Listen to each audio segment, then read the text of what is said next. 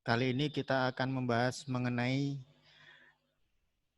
materi pengauditan sistem informasi dari bukunya Hall Chapter 3, Auditing Operating Systems and Network.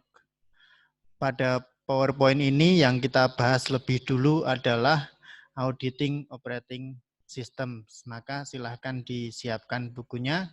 Kemudian dipahami dengan baik materi yang saya sampaikan, termasuk disesuaikan juga dengan apa yang tertulis di buku kalian masing-masing. Kita mulai dari yang pertama, learning objektifnya atau tujuan pembelajaran. Ini tujuan pembelajaran secara utuh kalau kita bicara tentang bab 3 dari bukunya Hall. Maka ada 4 poin yang akan kalian capai kalau kalian sudah menyelesaikan aktivitas kalian dalam memahami materi yang ada di buku ini. Yang pertama, diharapkan kalian mampu mengidentifikasi ancaman-ancaman terhadap sistem operasi dan juga bagaimana teknik pengendalian yang dapat digunakan untuk meminimalkan terjadinya ancaman tersebut. Ancaman terhadap sistem operasi ini secara teori sebenarnya sudah pernah kalian pelajari di materi sistem informasi akuntansi. Maka kalau lupa, dan biasanya memang seperti itu, silahkan diingat-ingat kembali, dibuka kembali bukunya Romney atau siapapun yang dulu kalian gunakan di kelas SIA. Kemudian tujuan pembelajaran yang kedua, diharapkan kalian familiar dengan risiko-risiko yang terkait intranet dan internet, serta bagaimana pengendalian yang dapat dilakukan untuk mengurangi risiko-risiko tersebut. Kemudian tujuan yang ketiga, diharapkan kalian semakin mengenal, semakin memahami risiko-risiko yang berkaitan dengan sistem komputasi personal atau personal computing system. Kemudian yang keempat, tujuan berikutnya adalah diharapkan kalian mampu memahami, mampu merecognize ancaman-ancaman yang muncul ketika kita bicara tentang pertukaran data secara elektronik atau electronic data interchange. Kemudian sekaligus bagaimana kalian bisa mengurangi terjadinya ancaman tersebut, terkhusus untuk electronic data interchange. Oke, kita mulai materi yang pertama mengenai pengauditan sistem operasi. Ini pengenalan, silakan dibuka bukunya Hall. Operating system is the computer's control program. Jadi kalau kalian punya komputer, ya, kalian pasti juga sudah paham yang namanya sistem operasi. Nah, maka di sini disebutkan bahwa sistem operasi itu adalah program pengendali dari komputer kalian. Kenapa disebut pengendali? Di poin kedua ini alasannya.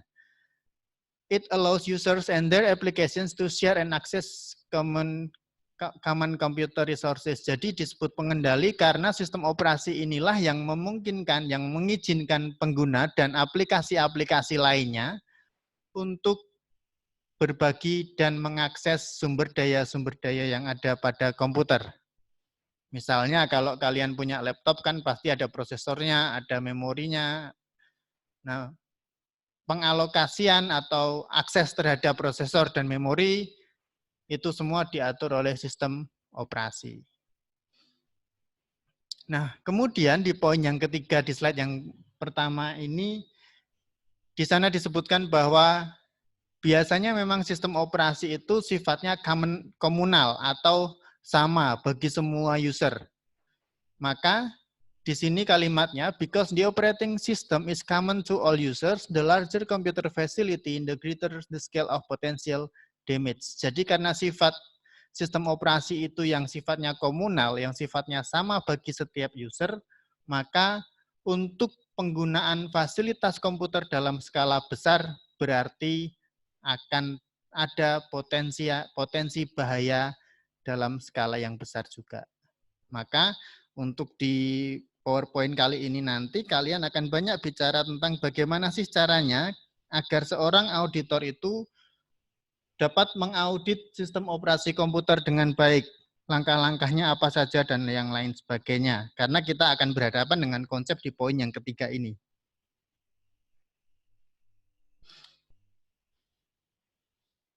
Nah, setiap sistem operasi itu punya tujuannya, punya sasarannya.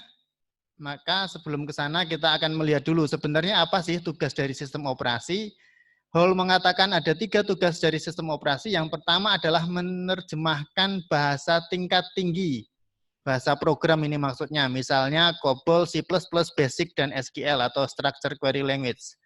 Apapun bahasa programnya, bahasa program ini akan diterjemahkan oleh sistem operasi menjadi bahasa tingkat, istilahnya bahasa tingkat mesin, machine level language. Artinya dari bahasa program akan diterjemahkan ke bahasa yang dapat dieksekusi oleh komputer, dapat dijalankan oleh komputer. Apapun bahasa programnya tadi, sistem operasi tugasnya itu, menerjemahkan bahasa-bahasa program ke bahasa-bahasa yang dapat dijalankan oleh sistem komputer. Kemudian tugas yang kedua adalah mengalokasikan sumber daya komputer pada pengguna, workgroups, dan aplikasi-aplikasi yang ada. Ini maksudnya, atau contohnya ya, contohnya kalau kalian punya laptop itu kan ada partisinya. Ya kan?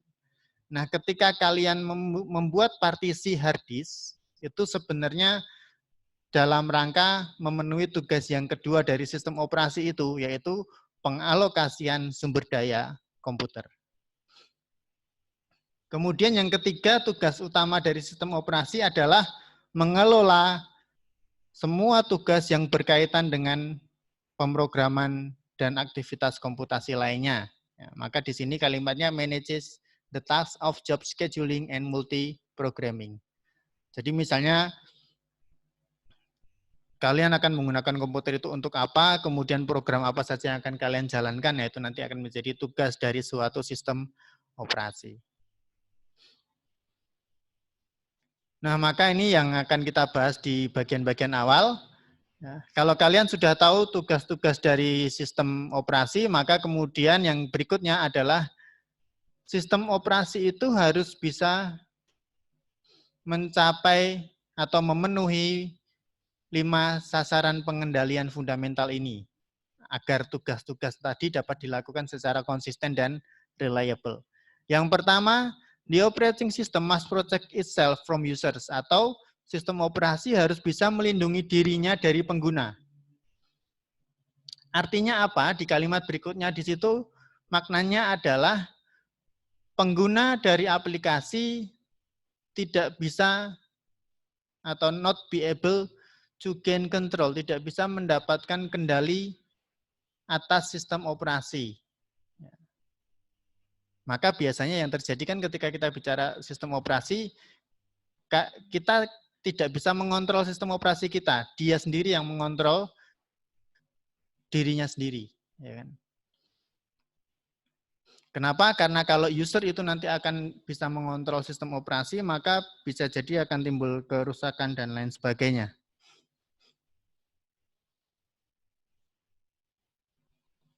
Kemudian di operating system must protect users from each other.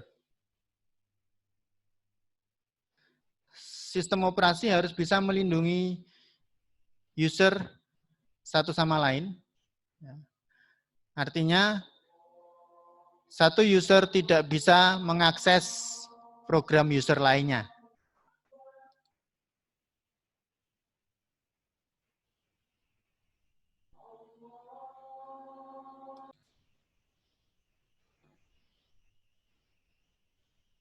Oke, saya lanjutkan. Tadi sampai di sini. Operating system must protect user from each other, artinya satu user itu tidak bisa mengakses data atau program user yang lainnya. Jadi ada pemisahan yang dilakukan oleh operating system ini. Kemudian yang ketiga, operating system must protect user from themselves. Sistem operasi harus melindungi user dari diri mereka sendiri. Artinya gini, jadi penjelasannya adalah dalam setiap aplikasi itu biasanya ada beberapa modul yang tersimpan dalam beberapa memori, lokasi memori yang terpisah. Nah, maka satu modul itu tidak boleh atau tidak bisa mengganggu modul yang lainnya. Intinya itu. Kemudian yang keempat, the operating system must be protected from itself. Operating system also made up of individual modules. No module should be allowed destroy or corrupt another module.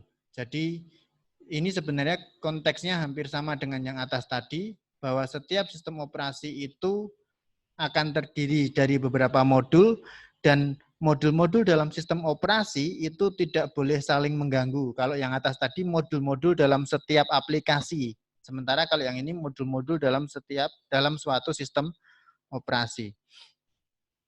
Kemudian berikutnya, the operating system must be protected from its environment. Artinya sistem operasi itu harus terlindungi dari lingkungan sekitarnya. Maka penjelasannya di sini adalah misalnya ketika terjadi power failure atau bencana lainnya gitu ya. Misalnya terjadi masalah dengan power dari suatu sistem komputer atau bencana yang lainnya atau masalah lainnya, maka sistem operasi harus ada pengendalian untuk termination atau penghentian aktivitasnya. Kemudian nanti aktivitas yang tadi sempat terhenti karena ada gangguan akan langsung segera di recovery atau segera diperbaiki. Itu adalah sasaran dari suatu sistem operasi.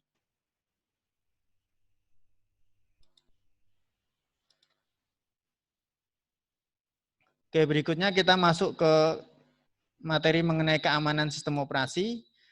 Di situ sudah dijelaskan operating system security atau keamanan sistem operasi itu meliputi kebijakan, prosedur, dan pengendalian yang digunakan untuk menentukan siapa saja yang bisa mengakses sistem operasi, sumber daya apa yang bisa digunakan dari sistem komputer yang menggunakan sistem operasi tertentu, serta tindakan apa saja yang dapat dilakukan. Nah, kalau kita bicara tentang keamanan sistem operasi, secara umum Hall mengatakan ada 4 jenis keamanan yang bisa diterapkan pada sistem operasi, yaitu yang pertama adalah lock-on procedure, kemudian access token, yang ketiga access control list, dan yang keempat discretionary access privileges. Setelah slide ini kita akan bahas satu persatu. Yang pertama lock-on procedure ini sebenarnya sudah sering kalian alami. Jadi kalau misalnya kalian masuk ke dalam suatu sistem operasi, kemudian kalian set bahwa si pengguna harus memasukkan dulu ID dan password-nya agar untuk bisa masuk ke dalam sistem operasi. Nah itu sebenarnya kalian sudah melakukan setting atas lock-on procedure. Nah maka di sana di poin yang pertama disebutkan a formal lock-on procedure is the operating system's first line of defense against unauthorized access. Artinya prosedur lock-on seperti ini yang mensyaratkan user memasukkan ID dan password itu merupakan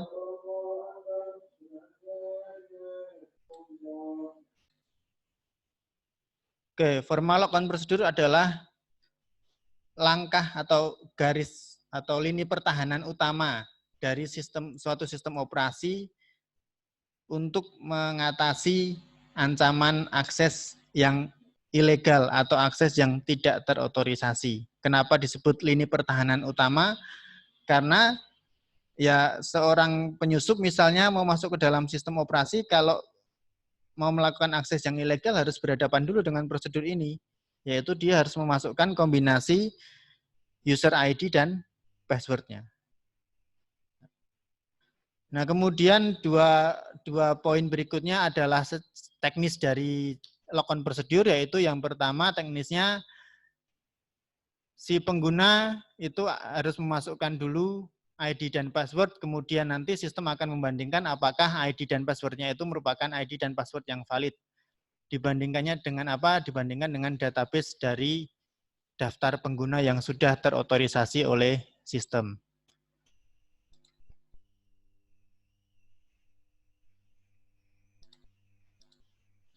Kemudian keamanan yang berikutnya adalah akses token.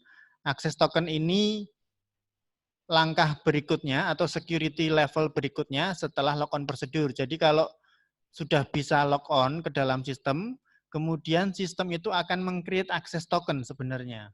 Cuman kadang yang langkah ini kita tidak melihat secara langsung.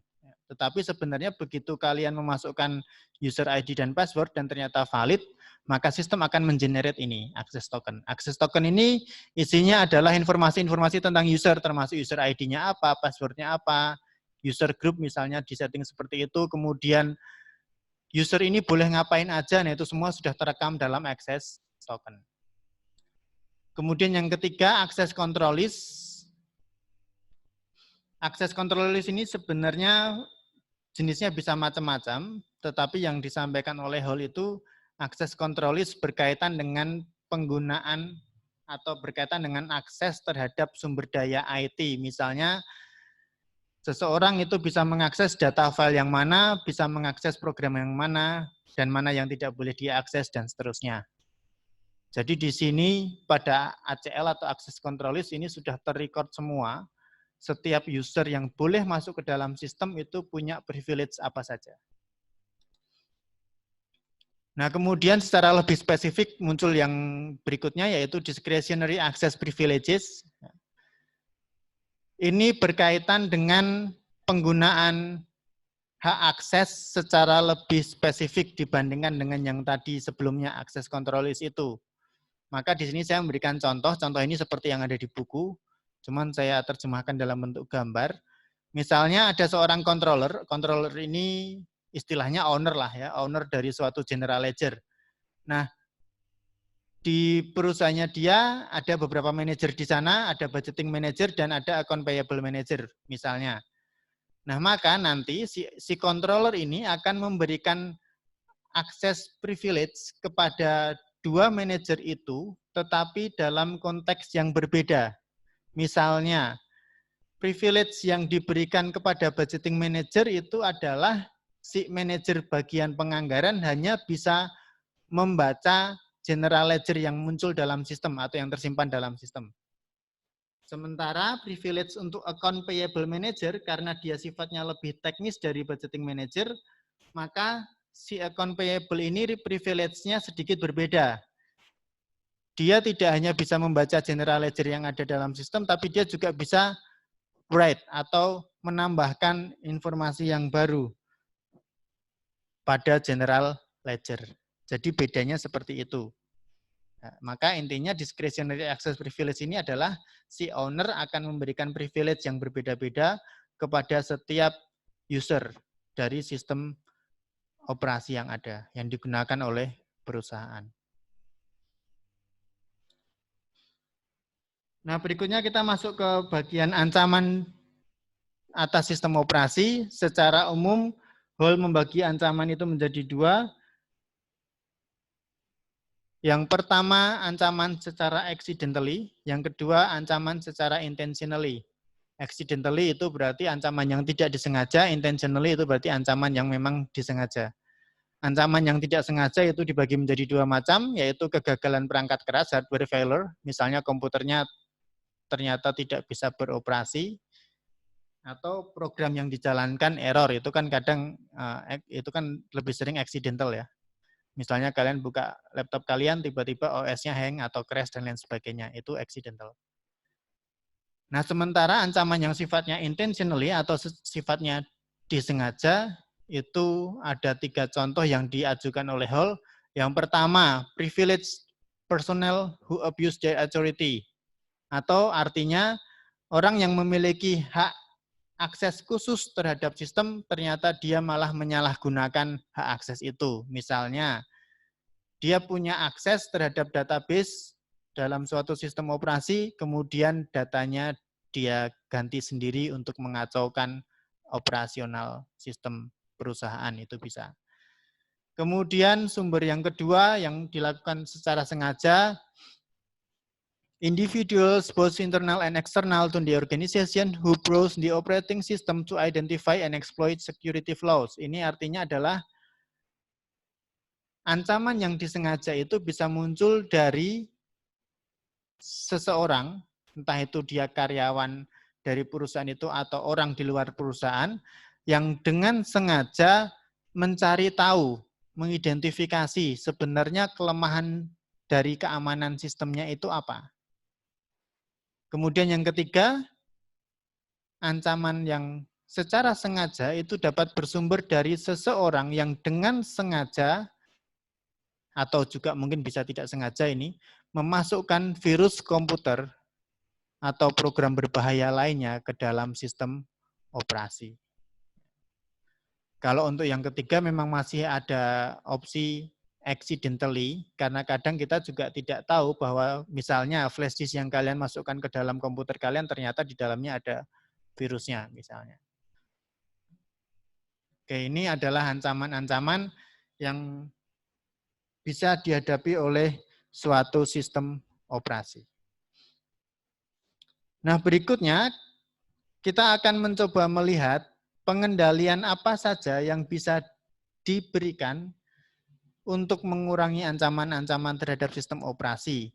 Selain jenis pengendaliannya, mulai slide ini kita juga akan melihat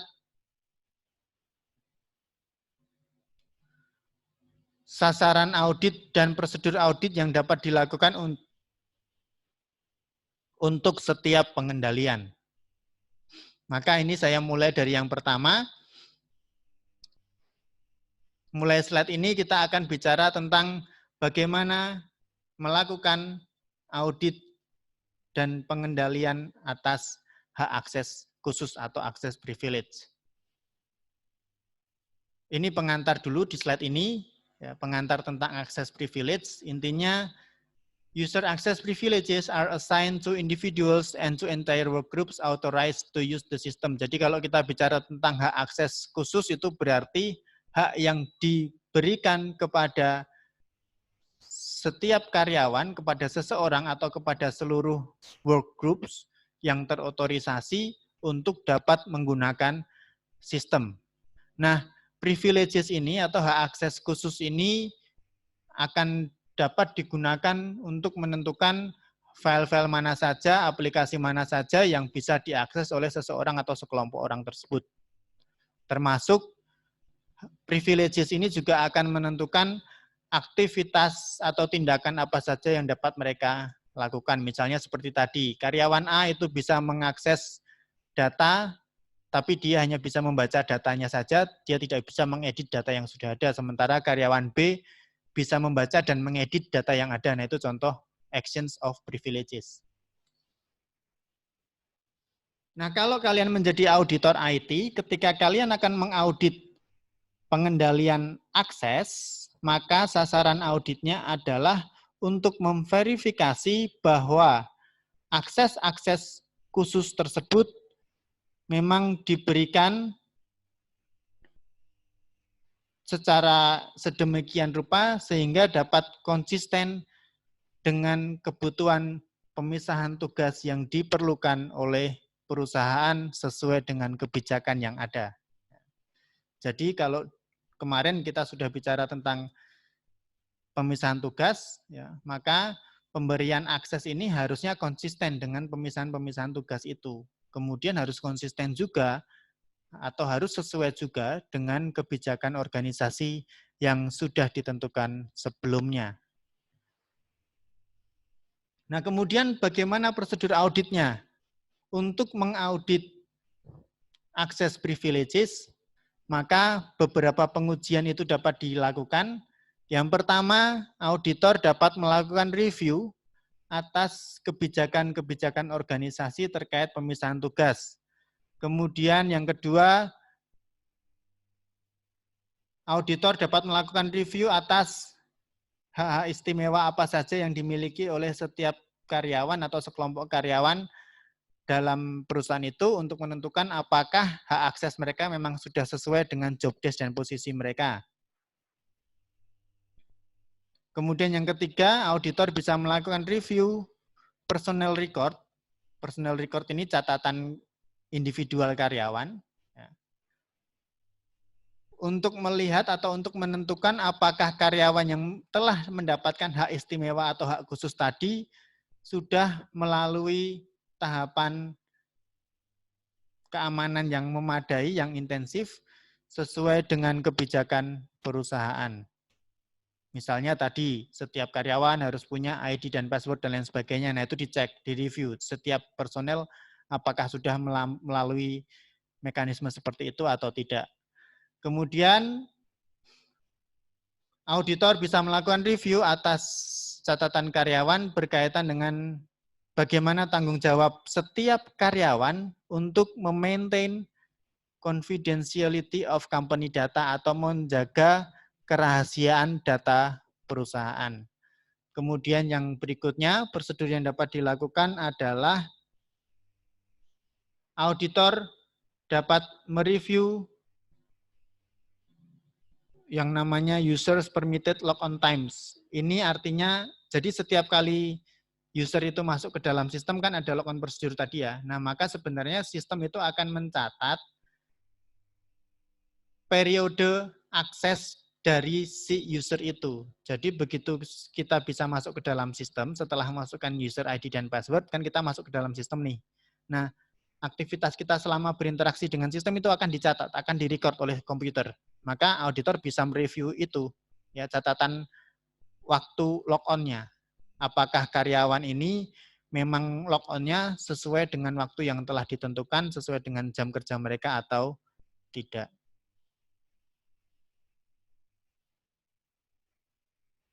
Nah, ini adalah beberapa prosedur audit yang bisa dilakukan oleh auditor IT terkait dengan hak akses khusus.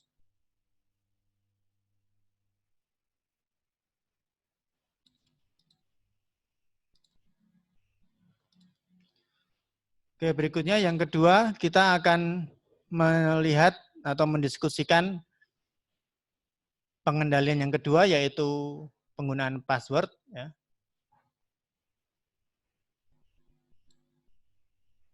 Ini. Pengendalian pertama tadi adalah adanya hak akses khusus. Kemudian pengendalian yang kedua terhadap sistem operasi adalah password. Password ini tentu kalian sudah sangat familiar karena kalian pasti setiap orang itu punya password untuk aktivitas apapun berbasis IT. Maka di sini kita dikenalkan dengan terminologinya. A password is a secret code the user enters to gain access to systems, applications, data files, or network server. Jadi password itu adalah kode rahasia yang digunakan oleh user untuk bisa masuk ke dalam sistem, untuk bisa mendapatkan akses ke dalam sistem. Di sini sudah sangat eksplisit disebutkan password itu adalah kode rahasia. Berarti ya tidak boleh disebarkan kemanapun. Ya, maka nanti akan kita lihat beberapa hal tentang password. Apa yang terjadi kalau ternyata user tidak dapat memberikan password yang benar? Jelas sistem akan menolak akses user terhadap suatu sistem. Kalau ada user yang memasukkan password yang salah dan ternyata bisa masuk, maka di sini kita bisa mengatakan pengendalian passwordnya tidak berjalan dengan baik. Nah, di poin yang ketiga dari PowerPoint dari slide ini adalah ada beberapa hal yang kadang kita lakukan yang sering disebut sebagai contra security behavior. Jadi kita tahu bahwa password itu rahasia, kita tahu bahwa password itu harus diamankan, tetapi kadang perilaku kita malah kontraproduktif, malah tidak mengutamakan keamanan atas password kita masing-masing. Apa saja perilaku kita yang seperti itu? Yang pertama, yang paling sering kita alami adalah kita lupa dengan password kita. Forgetting passwords and being locked out of the system. Kita lupa dengan password kita, sehingga kita tidak bisa masuk ke dalam sistem. Padahal kita sudah terlock off dari sistemnya, nggak bisa masuk lagi. Yang kedua, failing to change passwords on a frequent basis. Kita itu kadang lupa untuk mengganti password secara reguler. Ya tentu alasannya macam-macam lah. Alasannya yang paling dasar adalah kalau nanti saya sering mengganti password, maka saya tidak akan pernah ingat password saya apa karena selalu berganti. Tetapi sebenarnya sifat itu sifat yang kontra security istilahnya. Yang ketiga, disebut post-it syndrome. Post-it, kalian tahu post-it ya? Post-it itu kan semacam stiker yang kecil-kecil yang bisa ditempel dimanapun. Nah, kenapa disebut post-it syndrome? Karena ada behavior, ada perilaku yang kontra security terhadap password, yaitu dengan cara agar tidak lupa dengan password kita tulis password kita di kertas, kemudian kita tempelkan dimanapun. Efeknya apa? Efeknya orang lain bisa melihat password kita apa. Contoh misalnya kalian bekerja, kalian punya kertas kecil, punya post-it stiker, tulis passwordnya, tempelkan di layar komputer kalian.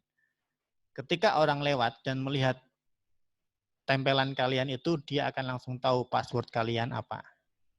Loh Pak, tapi kan tujuannya biar tidak lupa. Ya itu masalah memang.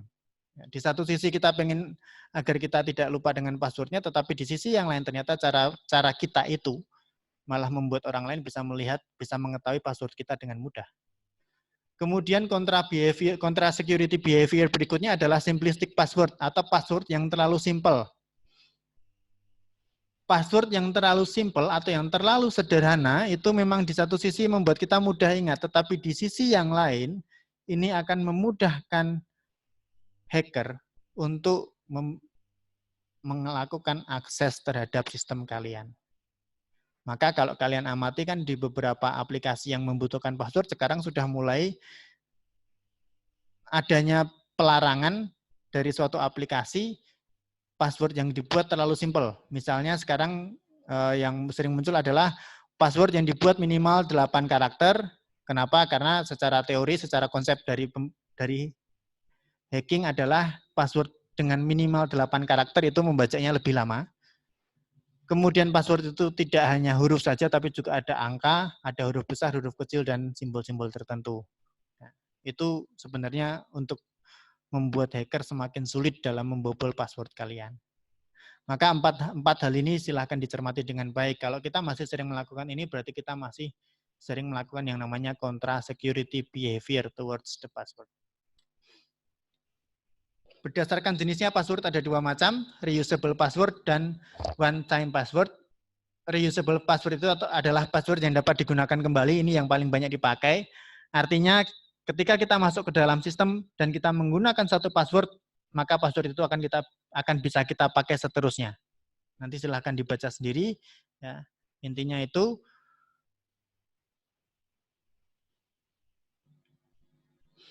Maka di sini di poin yang ketiga, karena password ini dapat dipakai terus-menerus, maka kualitas dari keamanan atas password yang sifatnya reusable atau dapat digunakan kembali, itu tergantung dari kualitas password itu sendiri.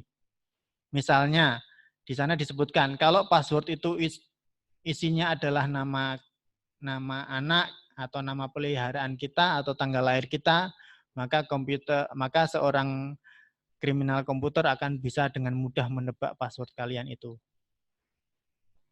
Sementara di poin yang keempat, password yang isinya gabungan antara huruf dan angka itu lebih sulit untuk diretas, tetapi memang bagi kita sulit diingat. Nah, karena password ini dapat digunakan seterusnya atau dapat digunakan berkali-kali, maka pada poin terakhir terkait dengan peningkatan pengendalian akses, maka manajemen harus mensyaratkan bagi setiap karyawannya kalau menggunakan model password yang seperti ini, maka password harus diganti secara rutin dan tidak boleh membuat password yang sangat lemah atau yang terlalu simple. Jenis yang kedua, one time password atau password yang hanya bisa digunakan sekali. Ini untuk mengatasi masalah-masalah yang ada di jenis yang pertama tadi ya. Maka kalau untuk konsep yang kedua ini artinya adalah password itu hanya bisa sekali dipakai, kemudian sistem akan menolak kalau suatu saat kita mau masuk lagi dengan password yang sama. Maka ini secara otomatis user akan selalu mengganti passwordnya kalau kita menggunakan konsep one time password. Nah, bagaimana atau apa sasaran audit terkait dengan password? Sasaran audit terkait password adalah untuk memastikan bahwa organisasi yang diaudit memiliki kebijakan yang memadai dan efektif terkait dengan password karyawan, sehingga dapat digunakan untuk mengendalikan akses ke dalam suatu sistem operasi. Bagaimana prosedur auditnya? Kalau seorang auditor IT mau mengaudit password, ada beberapa hal yang bisa dilakukan. Yang pertama, auditor dapat melakukan verifikasi. Verifikasi atas apa? Verifikasi atas setiap user itu sudah memiliki passwordnya masing-masing. Kemudian yang kedua, auditor dapat melakukan verifikasi bahwa Kalau ada pengguna baru dalam suatu sistem perusahaan, maka pengguna yang baru ini sudah dijelaskan mengenai penggunaan password serta sudah dijelaskan mengenai pentingnya pengendalian atas password. Kemudian yang ketiga, auditor dapat melakukan review prosedur pengendalian password untuk memastikan bahwa password itu sudah diganti secara reguler. Kemudian yang keempat, auditor dapat mereview file password dari setiap karyawan, jadi bisa ngecek daftar password karyawan untuk melihat apakah ada password yang lemah dan apakah sistem perusahaan didesain untuk mengizinkan atau tidak mengizinkan adanya password yang lemah itu. Kemudian prosedur berikutnya, auditor dapat melakukan verifikasi bahwa password itu sudah dienkripsi dan kunci untuk enkripsinya sudah diamankan dengan sebagaimana mestinya. Kemudian prosedur berikutnya, auditor dapat mengakses kecukupan standar password, misalnya seperti berapa jumlah minimal password, jumlah minimal karakter yang harus ada dalam setiap password karyawan, kemudian apakah ada expired date-nya, dan lain sebagainya. Kemudian, prosedur yang terakhir, auditor dapat mereview account logout policy and procedure. Jadi, kalau misalnya ada user yang tidak dapat masuk ke dalam sistem, kebijakan dan prosedurnya itu bagaimana, nah itu harus direview oleh auditor IT. Oke, berikutnya pengendalian yang ketiga.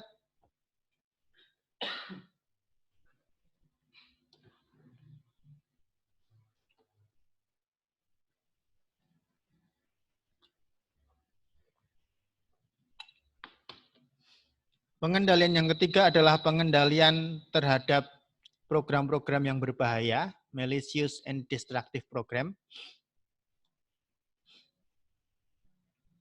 Ini sebagai pengantar. Malicious and destructive programs are responsible for millions of dollars corporate losses annually. Nah, jadi Hall mengatakan bahwa sebenarnya program-program komputer yang berbahaya ini adalah menjadi penyebab kerugian jutaan dolar yang dialami oleh perusahaan setiap tahun.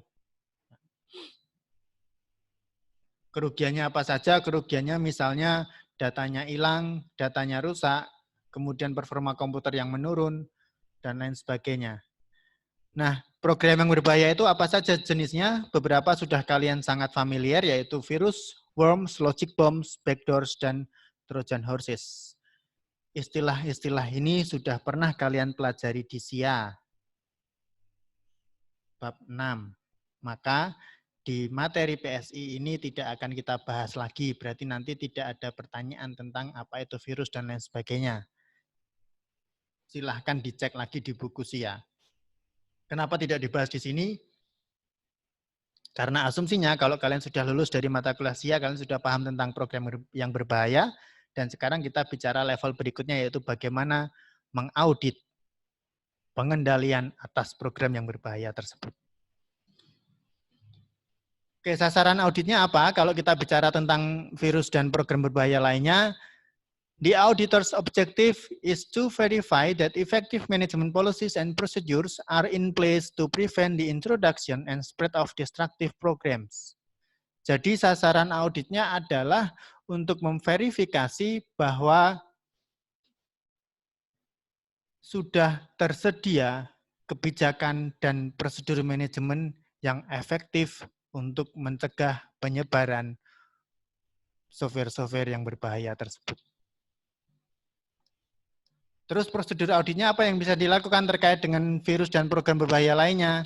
Ada beberapa hal yang bisa dilakukan oleh auditor. Yang pertama, melalui wawancara, auditor dapat menentukan apakah setiap karyawan di bagian operasional telah memiliki pengetahuan atau telah diedukasi mengenai virus komputer itu apa, serta apakah setiap karyawan sudah memiliki awareness, sudah memiliki kesadaran terkait dengan praktek-praktek komputer yang sangat berisiko untuk menyebarkan virus dan program berbahaya lainnya.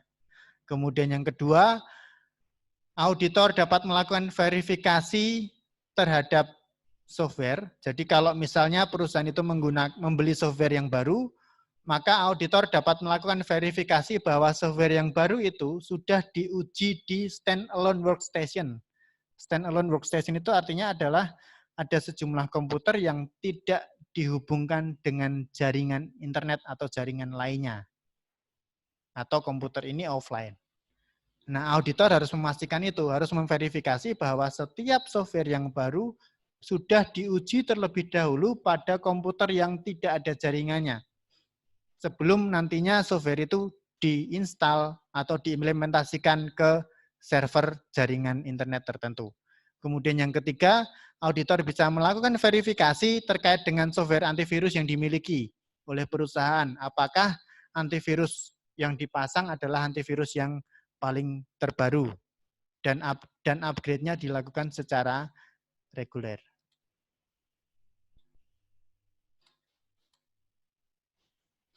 Kemudian pengendalian yang terakhir untuk materi kita kali ini bicara tentang sistem audit trail, ya, pengendalian audit trail system atau jejak audit. Sistem audit trail itu intinya adalah catatan-catatan yang merekam semua aktivitas terhadap sistem, aplikasi, dan yang lainnya. Ada dua jenis sistem audit trail yang diajukan oleh Hall, nanti silahkan dibaca secara lebih detail. Yang pertama adalah pemantauan berbasis keystroke atau keystroke monitoring, yang kedua event monitoring. Keystroke monitoring itu berkaitan dengan catatan mengenai user keystroke and system responses. Keystroke itu maksudnya adalah kalau kalian menggunakan komputer kan kalian akan menekan tombol pada keyboard kalian. Nah, itu keystroke. Pemantauan berbasis keystroke artinya adalah memantau bagaimana kalian menekan tombol pada keyboard komputer dan bagaimana respon sistem atas penekanan terhadap tombol yang kalian lakukan. Kemudian kalau yang kedua, event monitoring ini berkaitan dengan aktivitas-aktivitas yang dilakukan terhadap sistem operasi komputer. Ya, termasuk yang masuk ke dalam sistem ini ID-nya siapa saja, durasinya berapa lama dia masuk ke dalam sistem, program yang dijalankan apa saja, file yang diakses apa saja. Itu semua adalah audit trail system berbasis event atau berbasis aktivitas. Nah, apa sasaran auditnya kalau seorang auditor IT mau mengaudit sistem audit trail? The auditor's objective relating to system audit trails is to ensure that the established system audit trail is adequate for preventing and detecting abuses, reconstructing key events that precede system failures, and planning resources allocation. Atau artinya sasaran audit yang dapat dicapai kalau kita mau mengaudit sistem audit trail adalah untuk memastikan bahwa sistem audit trail itu sudah memadai, sudah dibuat secara memadai untuk mencegah terjadinya penyalahgunaan yang mungkin terjadi. Nah, kemudian untuk mencapai sasaran audit itu bagaimana prosedur auditnya? Ada beberapa prosedur audit yang dapat dilakukan. Yang pertama, auditor harus memverifikasi bahwa sistem audit trail itu sudah dijalankan atau sudah diaktifkan sesuai dengan kebijakan organisasi. Nih, yang poin pertama ini. Yang poin kedua, auditor dapat melakukan review. Subsequent review bisa ini ya. Review atas audit log. Jadi setiap software, setiap perangkat lunak itu biasanya ada catatannya, ada lognya. Nah, maka auditor bisa membuka itu harusnya, bisa mengakses itu. Ya, auditor bisa mereview log yang ada di setiap sistem operasi untuk melihat informasi-informasi misalnya